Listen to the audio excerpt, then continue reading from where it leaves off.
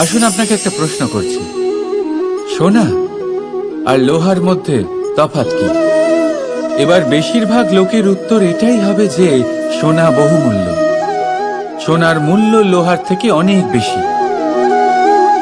এটা ঠিক, কিন্তু আমাদের এটা ভোলা ঠিক হবে না যে সোনা আমাদের সাজগোজের কাজে লাগে, আমাদের আরো বেশি সুন্দর দেখায়। অন্যদিকে লোহা সেই সৈনিকদের ঢাল ও তলোয়ার হয়ে তাদের রক্ষা করে যারা আমাদের প্রাণকে রক্ষা করেন। এই সৈনিক না থাকলে আমাদের প্রাণও থাকবে না। এবারে বলুন, সোনার মূল্য বেশি হওয়াতে কি লোহার মূল্য কমে যায়? কখনোই নয়। ঠিক সেইভাবে এই জীবনে আপনি যতই চেষ্টা করুন, কিছু না কিছু এমন থেকে যাবে যা আপনি কখনোই পাবেন না, আর সেই কারণে নিজেকে অক্ষম মনে করা অনুচিত। হতে পারে আপনার কাছে সেই গুণ আছে যেটা সংসারে আর কারোর কাছে নেই। সেই গুণটাকে চিনুন, সেটাকে বাড়ান আর সেটাকে ব্যবহার করুন। তাই মনে রাখবেন, সংসারে প্রত্যেকটা ব্যক্তি বিশেষ হয়, আর এই সংসারে সবাই সবকিছু পায় না। নিজেই দেখে নিন, সোনাকে যে দোকানে সাজিয়ে রাখা হয় সেই দোকানের তালা লোহা দিয়ে তৈরি হয়। রাধা রাধা। সংসারে সব থেকে বেশি দামি কি, সব থেকে বেশি মূল্যবান কি? কেউ বলবে সোনা, কেউ বলবে রত্ন, কেউ বলবে মুক্ত, কেউ বলবে মানিক। এগুলো কতটা মূল্যবান? ধরুন, কিছু সোনার মুদ্রা দিয়ে আমরা মুক্ত কিনতে পারি, কিছু মুক্ত দিয়ে একটা মানিক, কিছু মানিক দিয়ে কিনতে পারি একটা হীরে। কিন্তু এই জগতের সমস্ত ধন খরচ করেও একটা জিনিস আমরা কিনতে পারবো না, আর তা হলো একটা মুহূর্ত। কি হলো? সত্যি সামনে এসে গেল? সত্যি হলো এটাই যে জগতে সব থেকে বেশি মূল্যবান সময়, সেই সময় যেটা আমরা এমনি নষ্ট করে দিই অকাজে, কখনো কোনো আশাতে, কখনো শোক করে, মুখে কৃতজ্ঞতার হাসি ফুটিয়ে। রাধা রাধা। কতবার এমন হয়, আপনি কোনো কাজ করার জন্য কাউকে দায়িত্ব দেন, কিন্তু সেই ব্যক্তি সেই কাজ সম্পন্ন করতে পারে না, অসম্পূর্ণ রেখে দেয়, অথবা ঠিকভাবে করতে পারে না। এবার এই পরিস্থিতিতে কি হয়? আপনি ক্রুদ্ধ হয়ে যান, তার উপরে আপনি রেগে যান, তাকে তিরস্কার করেন, আর তারপরে সেই কাজ সম্পন্ন করতে আপনি নিজেকেই নিযুক্ত করেন, আর শেষ পর্যন্ত সেই কাজ সম্পন্ন হয়েই যায়। এবার এই বিষয়ে সমস্যা সেই ব্যক্তির চেষ্টায় নয়, সমস্যা আপনি যে সেই ব্যক্তিকে ভরসা করলেন তার ছিল। আমরা অন্যের প্রতি ভরসা করাকে প্রথম পদক্ষেপ বানিয়ে নিই, আর নিজের উপরে বিশ্বাসকে শেষ সম্বল। কিন্তু তার বদলে এটাই হওয়া উচিত যে নিজের উপরে ভরসাকে আমরা প্রথম পদক্ষেপ বানাই, তাকে নিজের সহায় মানতে হবে। যদি আপনি এমন করেন, তাহলে পরিণাম আরো সুখকর, আরো আনন্দদায়ক হবে। তাই মনে রাখবেন, এই সংসারে আপনার সব থেকে বড় ভরসা আর কেউ নেই। এই সংসারে আপনার সব থেকে বড় রক্ষাকর্তা আর কেউ নেই, বরং আপনি নিজেই। রাধা রাধা। এই কোমল ঘাস দেখতে পাচ্ছেন? এত কোমল যে কোনো বালক এসেও যদি এর উপরে বসে পড়ে তাহলে এটা নুয়ে পড়ে। একটা ছোট ইঁদুর কোথাও থেকে চলে এসে তার দাঁত দিয়ে এটা কেটে দিতে পারে, আর যদি কোনো হাতি চলে আসে তাহলে খুব সহজেই সে সমূলে এটা উপড়ে ফেলতে পারে, তাই না? এবারে দেখুন, আমি এই ঘাসকেই বেঁধে একটা দড়ি বানিয়েছি, আর এখন সেই কোমল ঘাস একটা অত্যন্ত শক্তিশালী বন্ধনে পরিণত হয়েছে। এমন এক বন্ধন যেটা কোনো হাতিকে বাঁধার কাজে আসতে পারে। সেই হাতি যে খুব সহজেই এই ঘাসকে উপড়ে ফেলতে পারত। বুঝেছেন আপনি? এই দড়ির মতো যদি আপনারা একসাথে থাকেন, একে অপরকে সাহায্য করেন, পাশে থাকেন, তাহলে যত বড়ই সমস্যা হোক না কেন, সেটার সমাধান বড়ই সহজে আপনারা বের করে ফেলতে পারবেন। রাধা রাধা। আসুন আজকে আমরা কথা বলি ভাষার বিষয়ে। এই ভাষা কত অদ্ভুত এক শক্তি, কিন্তু কখনো কখনো আমরা এই তর্কে লিপ্ত হয়ে যাই যে কোন ভাষা সর্বশ্রেষ্ঠ। কখনো কখনো এই সমস্যায় আটকে পড়ি, যখন সামনের জনের ভাষা ভিন্ন আর আমাদের ভিন্ন, না আমরা তার কথা বুঝতে পারি না সে আমাদের। আচ্ছা ঠিক আছে, কিন্তু কেউ আমাকে এটার মানে স্পষ্ট করে বোঝান। সূর্যমুখী, সূর্যের কিরণের কোন ভাষা সে বুঝতে পারে যে সূর্য ওঠার সাথে সাথে সেও ফুটে ওঠে? চকর, চকরের কাছে এমন কোন ইন্দ্রিয় আছে যে সে চাঁদের শীতলতা অনুভব করতে পারে? গরু এমন। রাধা রাধা। সূর্য, এই সংসারে সব থেকে বেশি তেজস্বী এই সূর্য, সব থেকে বেশি উজ্জ্বল, সব থেকে বেশি শক্তিশালী। কিন্তু আপনি কি কখনো সূর্যোদয় দেখেছেন? এই শক্তিশালী সূর্য কিভাবে উদয় হয়? লাল রঙের আভার সাথে, সৌম্যতার সাথে, শান্তির সাথে উদয় হয়। কখনো সূর্যাস্ত দেখেছেন? সেই লাল রঙের আভা, সেই সৌম্যতা, সেই একই শান্তি। আর এটাই একজন মহান ব্যক্তিত্বের গুণ। যখন জীবনে উত্থান ঘটে তখনও অহংকার করেন না, সৌম্যতা বজায় রাখেন। এই মুহূর্ত অবশ্যই চলে যাবে। রাধা রাধা। সাগর আর নদী, এই দুই হলো জলাধার, কিন্তু দুজনের মধ্যে তফাৎ দেখুন কতটা। যখন বৃষ্টি পড়ে তখন নদীর স্তর বেড়ে যায়, এত বেশি বেড়ে যায় যে কখনো কখনো পাড় ভেঙে বয়ে যায়, সব ধ্বংস করে দেয়। কিন্তু যদি বৃষ্টি না হয় তাহলে শুকিয়ে যায় এই নদী, একটা ক্ষীণ ধারায় পরিণত হয়। অন্যদিকে আছে সাগর।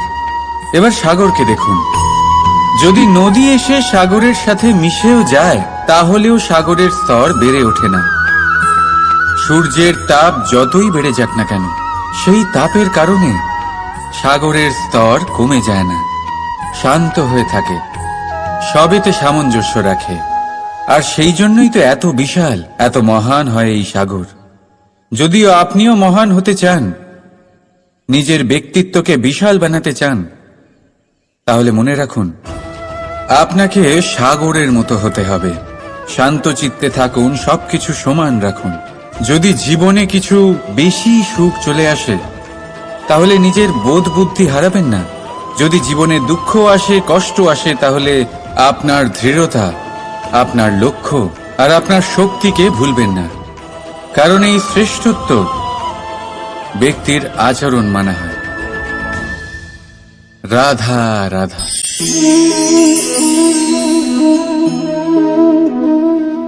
কাকড় এতই ছোট যে আঙুলের মাঝে ধরা যায়, কিন্তু ভাবুন যে এই কাকড় যদি আপনার চোখে চলে যায় তাহলে কত বড় সমস্যা হয়ে দাঁড়াবে। এবারে ভাবুন এই কাকড় যদি আপনার পথে থাকে, আপনি পাদুকা পরে বড়ই সহজে হেঁটে চলে যেতে পারবেন। কিন্তু যদি এই কাকড় আপনার পা আর পাদুকার মাঝে আটকে যায় তাহলে আপনি ঠিক করে চলতে পারবেন না, যতই সেই পথে ফুল ছড়ানো থাকুক না কেন।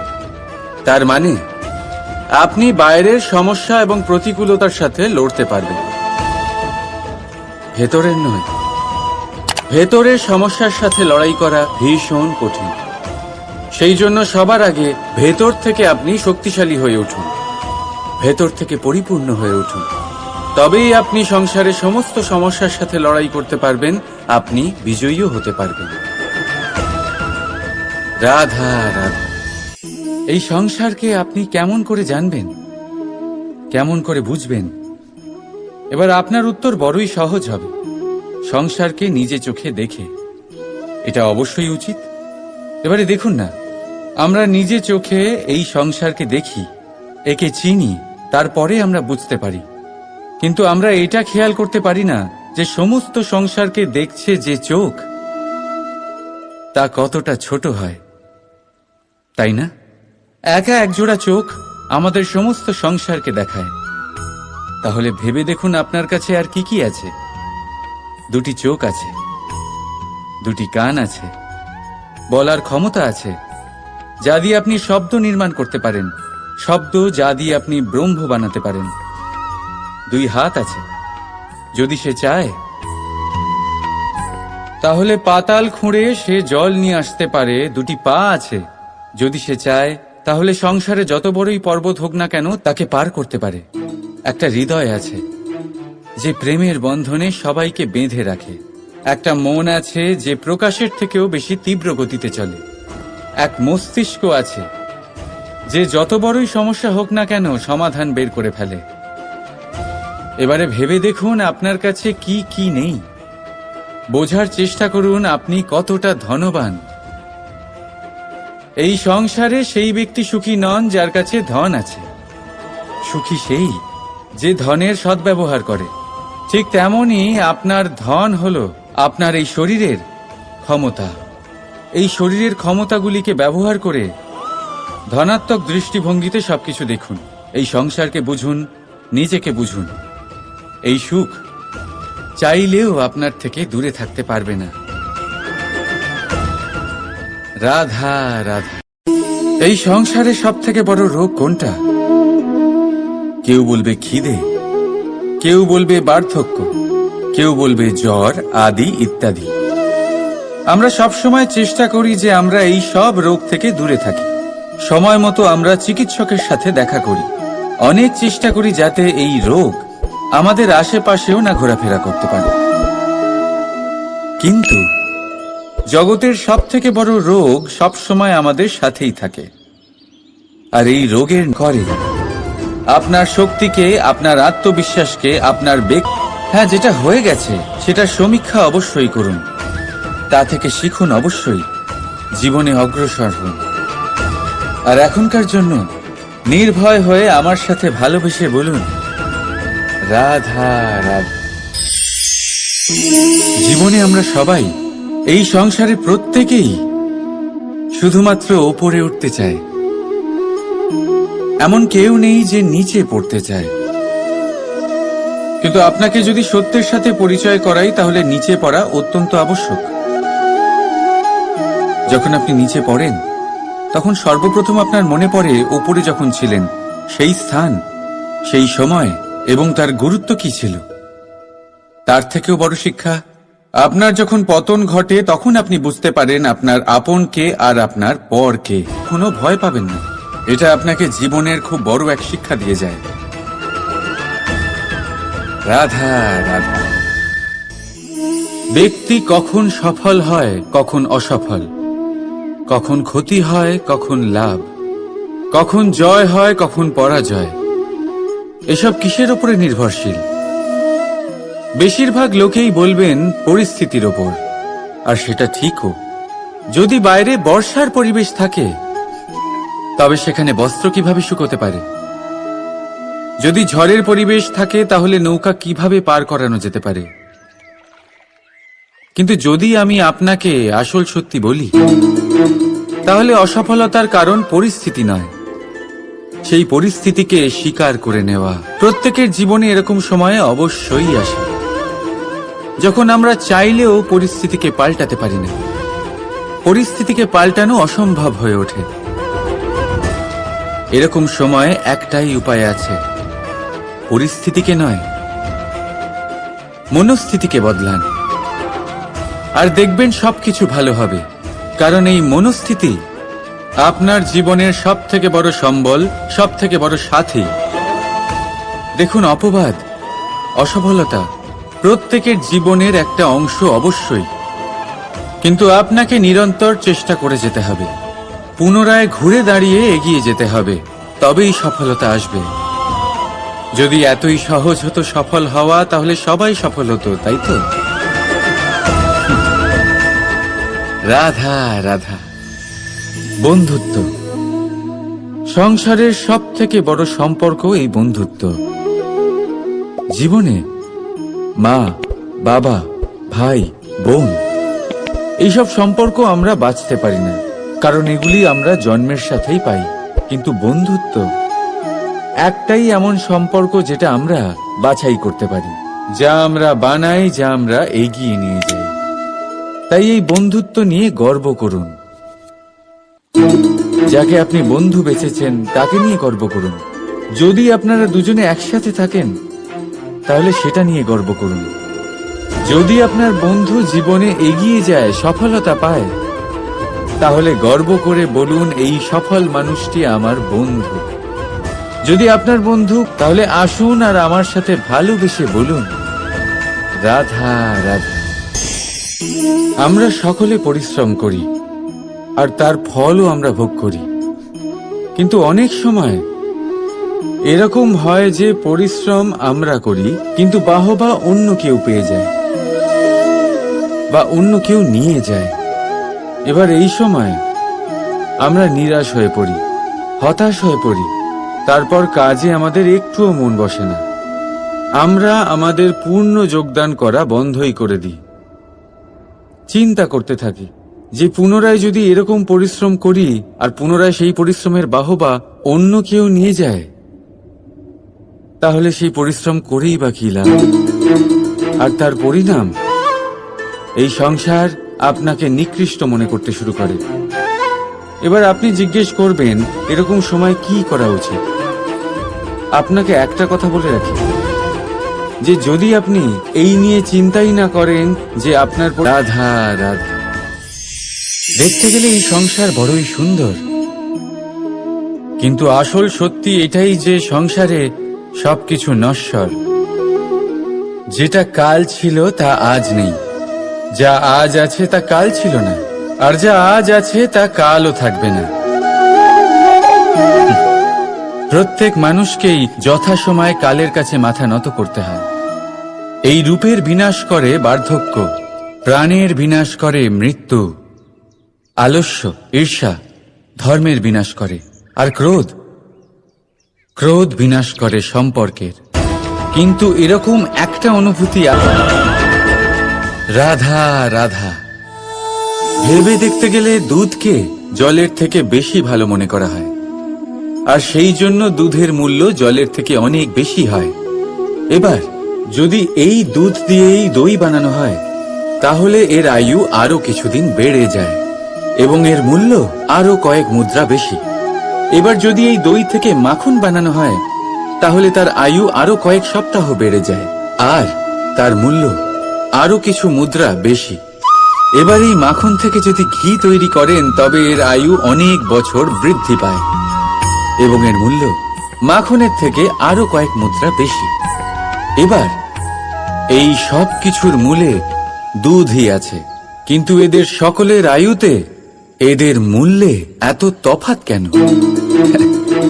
তার কারণ এই যে দুধকে দই হওয়ার জন্য অনেক কষ্ট সহ্য করতে হয়, দইকে মাখন হওয়ার জন্য লাঠির আঘাত সহ্য করতে হয়, আর মাখনকে ঘি হওয়ার জন্য বহু ঘন্টা ধরে আগুনের তাপ সহ্য করতে হয়। তারপর গিয়েই মাখন ঘি হয়, তারপরেই এর আয়ু বাড়ে এবং মূল্য বৃদ্ধি পায়।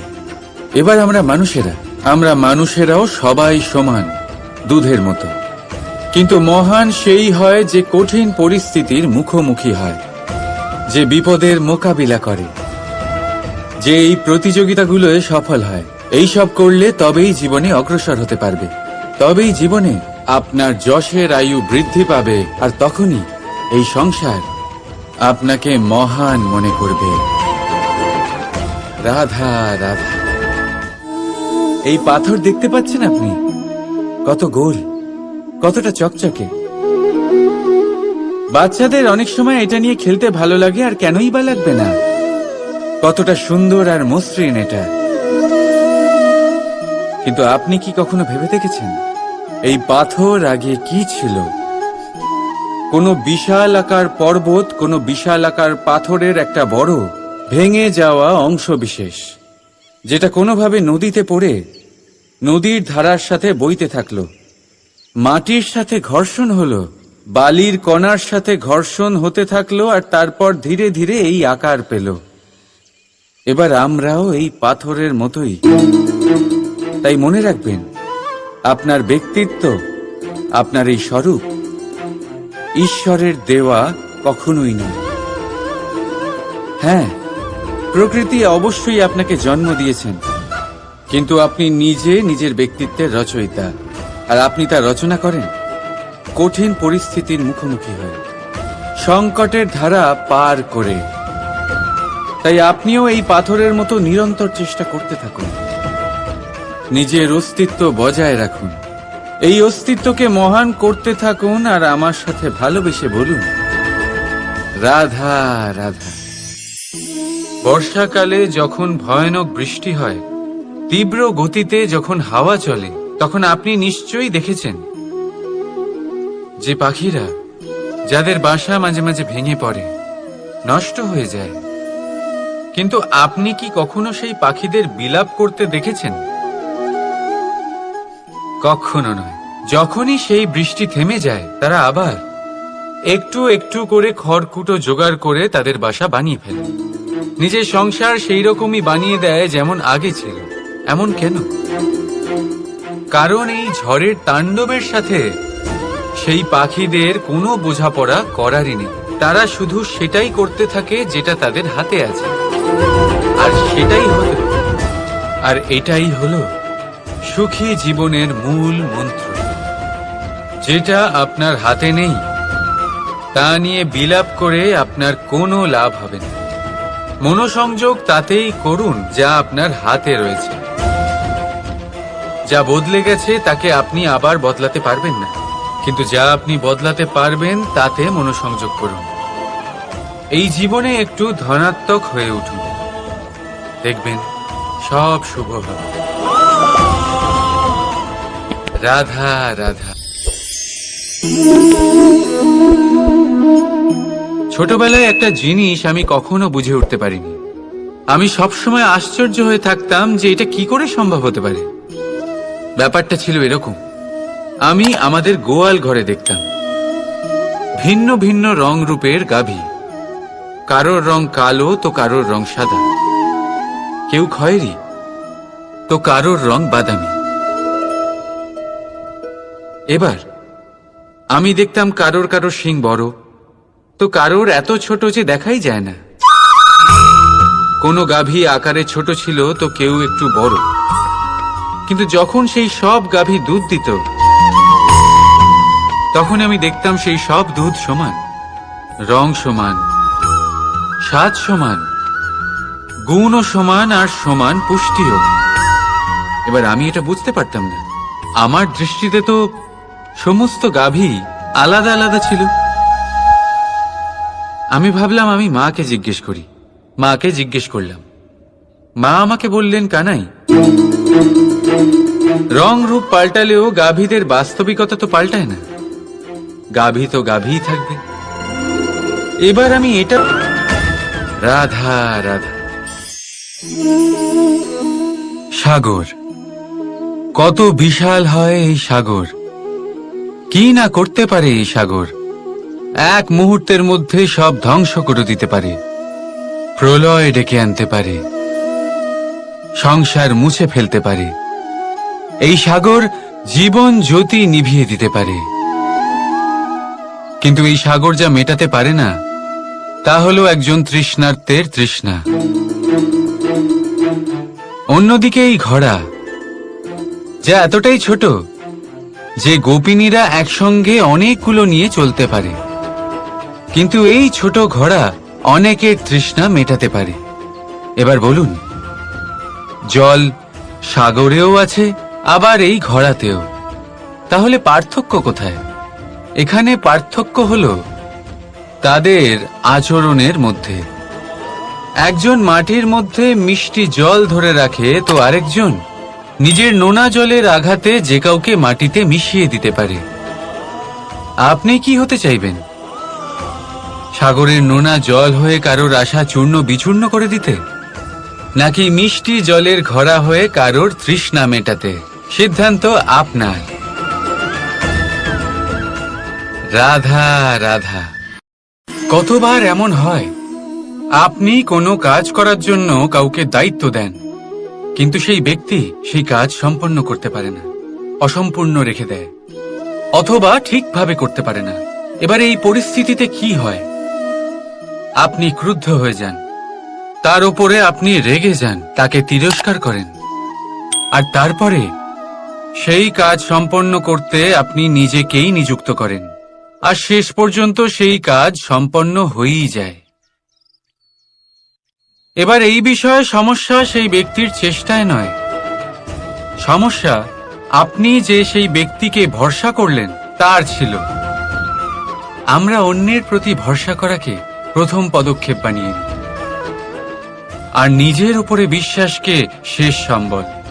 কিন্তু তার বদলে এটাই হওয়া উচিত যে নিজের উপরে ভরসাকে আমরা প্রথম পদক্ষেপ বানাই, তাকে নিজের সহায় মানতে হবে। যদি আপনি এমন করেন তাহলে পরিণাম আরো সুখকর, আরো আনন্দদায়ক হবে। তাই মনে রাখবেন, এই সংসারে আপনার সবথেকে বড় ভরসা আর কেউ নেই। এই সংসারে আপনার সবথেকে বড় রক্ষাকর্তা আর কেউ নেই, বরং আপনি নিজেই। রাধা রাধা। আসুন আপনাকে একটা প্রশ্ন করছি, সোনা আর লোহার মধ্যে তফাৎ কি? এবার বেশিরভাগ লোকের উত্তর এটাই হবে যে সোনা বহুমূল্য, সোনার মূল্য লোহার থেকে অনেক বেশি। এটা ঠিক, কিন্তু আমাদের এটা ভোলা ঠিক হবে না যে সোনা আমাদের সাজগোজের কাজে লাগে, আমাদের আরো বেশি সুন্দর দেখায়। অন্যদিকে লোহা সেই সৈনিকদের ঢাল ও তলোয়ার হয়ে তাদের রক্ষা করে যারা আমাদের প্রাণকে রক্ষা করেন। এই সৈনিক না থাকলে আমাদের প্রাণও থাকবে না। এবারে বলুন, সোনার মূল্য বেশি হওয়াতে কি লোহার মূল্য কমে যায়? কখনোই নয়। ঠিক সেইভাবে এই জীবনে আপনি যতই চেষ্টা করুন, কিছু না কিছু এমন থেকে যাবে যা আপনি কখনোই পাবেন না, আর সেই কারণে নিজেকে অক্ষম মনে করা অনুচিত। হতে পারে আপনার কাছে সেই গুণ আছে যেটা সংসারে আর কারোর কাছে নেই। সেই গুণটাকে চিনুন, সেটাকে বাড়ান, আর সেটাকে ব্যবহার করুন। তাই মনে রাখবেন, সংসারে প্রত্যেকটা ব্যক্তি বিশেষ হয়, আর এই সংসারে সবাই সবকিছু পায় না। নিজেই দেখে নিন, সোনাকে যে দোকানে সাজিয়ে রাখা হয় সেই দোকানের তালা লোহা দিয়ে তৈরি হয়। রাধা রাধা। সংসারে সব থেকে বেশি দামি কি, সব থেকে বেশি মূল্যবান কি? কেউ বলবে সোনা, কেউ বলবে রত্ন, কেউ বলবে মুক্ত, কেউ বলবে মানিক। এগুলো কতটা মূল্যবান? ধরুন, কিছু সোনার মুদ্রা দিয়ে আমরা মুক্ত কিনতে পারি, কিছু মুক্ত দিয়ে একটা মানিক, কিছু মানিক দিয়ে কিনতে পারি একটা হীরে। কিন্তু এই জগতের সমস্ত ধন খরচ করেও একটা জিনিস আমরা কিনতে পারবো না, আর তা হলো একটা মুহূর্ত। কি হলো? সত্যি সামনে এসে গেল? সত্যি হলো এটাই যে জগতে সব থেকে বেশি মূল্যবান সময়, সেই সময় যেটা আমরা এমনি নষ্ট করে দিই, অকাজে, কখনো কোনো আশাতে, কখনো শোক করে, কখনো কৃতজ্ঞতার হাসি ফুটিয়ে। রাধা রাধা। সূর্য এই সংসারে সব থেকে বেশি তেজস্বী, এই সূর্য সব থেকে বেশি উজ্জ্বল, সব থেকে বেশি শক্তিশালী। কিন্তু আপনি কি কখনো সূর্যোদয় দেখেছেন? এই শক্তিশালী সূর্য কিভাবে উদয় হয়? লাল রঙের আভার সাথে, সৌম্যতার সাথে, শান্তির সাথে উদয় হয়। কখনো সূর্যাস্ত দেখেছেন? সেই লাল রঙের আভা, সেই সৌম্যতা, সেই একই শান্তি। আর এটাই একজন মহান ব্যক্তিত্বের গুণ। যখন জীবনে উত্থান ঘটে তখনও অহংকার করেন না, সৌম্যতা বজায় রাখেন। বা পান দুঃখ, এই মুহূর্ত অবশ্যই চলে যাবে। রাধা রাধা। এই কোমল ঘাস দেখতে পাচ্ছেন? এত কোমল যে কোনো বালক এসেও যদি এর উপরে বসে পড়ে তাহলে এটা নুয়ে পড়ে। একটা ছোট ইঁদুর কোথাও থেকে চলে এসে তার দাঁত দিয়ে এটা কেটে দিতে পারে। আর যদি কোনো হাতি চলে আসে তাহলে খুব সহজেই সে সমূলে এটা উপড়ে ফেলতে পারে, তাই না? এবারে দেখুন, আমি এই ঘাসকেই বেঁধে একটা দড়ি বানিয়েছি, আর এখন সেই কোমল ঘাস একটা অত্যন্ত শক্তিশালী বন্ধনে পরিণত হয়েছে। এমন এক বন্ধন যেটা কোনো হাতিকে বাঁধার কাজে আসতে পারে। সেই হাতি যে খুব সহজেই এই ঘাসকে উপড়ে ফেলতে পারত। বুঝেছেন আপনি? এই দড়ির মতো যদি আপনারা একসাথে থাকেন, একে অপরকে সাহায্য করেন, পাশে থাকেন, তাহলে যত বড়ই সমস্যা হোক না কেন সেটার সমাধান বড়ই সহজে আপনারা বের করে ফেলতে পারবেন।